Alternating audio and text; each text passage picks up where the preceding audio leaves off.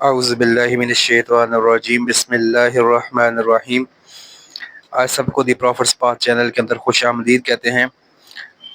حضرت عبداللہ بن عمرو بن عاص رضی اللہ تعالی عنہ سے روایت ہے کہ رسول اللہ صلی اللہ علیہ وسلم نے فرمایا، جس نے میری امت کے لیے میرے دین کے معاملے میں 40 حدیثیں یاد رکھیں اور دوسروں تک پہنچائیں، اللہ تعالیٰ قیامت کے دن اسے فقیہ گہرا عالم اٹھائے گا اور میں قیامت کے دن اس کا شفیع ہوں گا، یعنی اس کی شفاعت کروں گا۔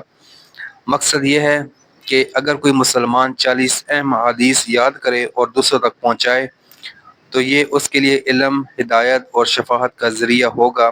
ان حدیث کو نہ صرف خود پڑھنا ہے بلکہ دوسروں تک بھی شیئر کریں تاکہ زیادہ سے زیادہ لوگوں تک یہ حدیث پہنچ سکے اور ہم سب کے لیے صدقہ جاریہ کا باعث بن سکے۔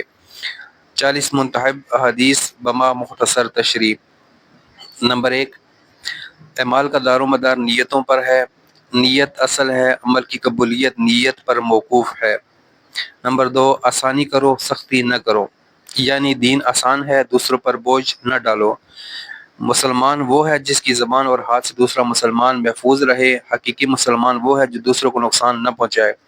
تم میں سے کوئی جنت میں داخل نہ ہوگا جب تک ایمان نہ لائے، اور ایمان کامل نہ ہوگا جب تک آپس میں محبت نہ رکھو، یعنی ایمان اور محبت لازم و ملزوم ہے۔ مسکراہٹ صدقہ ہے، دوسروں کو خوش کرنا بھی نیکی ہے۔ بہترین انسان وہ ہے جو دوسروں کے لیے سب سے زیادہ فائدہ مند ہو، یعنی خدمت خلق سب سے بڑی نیکی ہے۔ جو اللہ اور آخرت کے دن پر ایمان رکھتا ہے وہ اچھی بات کہے یا خاموش رہے، فضول بات سے بہتر ہے خاموشی۔ جو ہمیں دھوکہ دے وہ ہم میں سے نہیں۔ ایمان اور دھوکہ دہی ایک ساتھ نہیں چل سکتے۔ صدقہ مال کو کم نہیں کرتا، اللہ صدقہ دینے والے کے رزق میں برکت ڈال دیتا ہے۔ نماز دین کا ستون ہے، دین اسلام کی بنیاد نماز ہے۔ صفائی نصف ایمان ہے، یعنی ایمان میں پاکیزگی اور نظافت کی بڑی اہمیت ہے۔ جنت ماں کے قدموں تلے ہے، ماں کی خدمت جنت کا ذریعہ ہے۔ بہترین تم میں سے وہ ہے جو اپنے گھر والوں کے لیے بہتر ہو، اصل نیکی گھر والوں کے ساتھ اچھا سلوک ہے۔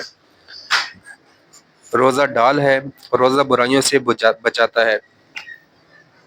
جو شخص اپنے غصے کو قابو میں رکھے اللہ اس کے عیب چھپا لیتا ہے۔ غصے پر قابو نیکی اور عزت کا ذریعہ ہے۔ نماز کو وقت پڑھو، وقت کی پابندی ایمان کا حصہ ہے۔ جس نے اللہ کے لیے مسجد بنائی اللہ اس کے لیے جنت میں گھر بنائے گا۔ مسجد سے محبت جنت کا ذریعہ ہے۔ دو نعمتیں ایسی ہیں جن میں لوگ دھوکے میں ہیں، صحت اور فراغت۔ ان نعمتوں کو ضائع کرنا نقصان دہ ہے۔ جو شخص اللہ پر بھروسہ کرے اللہ اس کے لیے کافی ہے۔ توکل اللہ پر ایمان کا مظہر ہے۔ علم حاصل کرنا ہر مسلمان مرد اور عورت پر فرض ہے۔ علم دین کی روشنی ہے۔ دین خیر خواہی کا نام ہے۔ اسلام میں اخلاص اور خیر خواہی ضروری ہے۔ حیا ایمان کا حصہ ہے، بے حیائی ایمان کمزور کرتی ہے۔ تم میں سے بہترین وہ ہے جو قرآن سیکھے اور سکھائے، یعنی قرآن کے ساتھ تعلق بہترین عمل ہے۔ کسی کا حق نہ مارو، یعنی کہ دوسروں کے حقوق کا خیال رکھو۔ اللہ تعالیٰ نرمی کو پسند کرتا ہے، سختی کے بجائے نرمی بہتر ہے۔ لوگوں پر رحم کرو تاکہ اللہ تم پر رحم کرے۔ رحم دلی اللہ کی رحمت کا ذریعہ ہے۔ پڑوسی کو تکلیف نہ دو، اچھا مسلمان وہ ہے جو اپنے پڑوسی کو سکون دے۔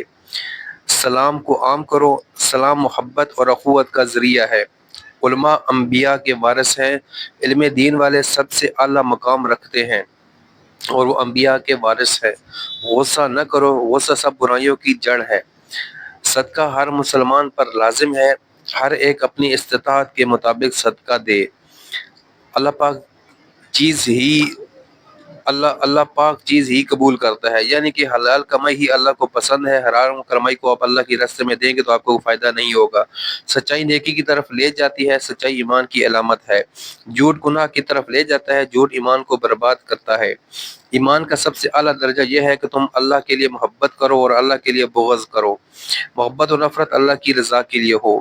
مومن کی مثال ایک جسم کی مانند ہے، اگر ایک حصہ تکلیف میں ہو تو پورا جسم بے چین ہو جاتا ہے۔ امت مسلمہ باہمی ہمدردی رکھے، جو چھوٹوں پر رحم نہ کرے اور بڑوں کی عزت نہ کرے وہ ہم میں سے نہیں۔ اخلاق اسلام کا حسن ہے۔ وقت کی پابندی کرو، وقت ضائع کرنا نقصان دہ ہے۔ نیک لوگوں کی صحبت اختیار کرو، اچھے دوست نیکی کی طرف لے جاتے ہیں۔ بلند درجات ان لوگوں کو ملیں گے جو اپنے اخلاق کو بہتر بنائیں۔ جنت میں اعلیٰ مقام اچھے اخلاق والوں کو ملے گا۔ جزاک اللہ۔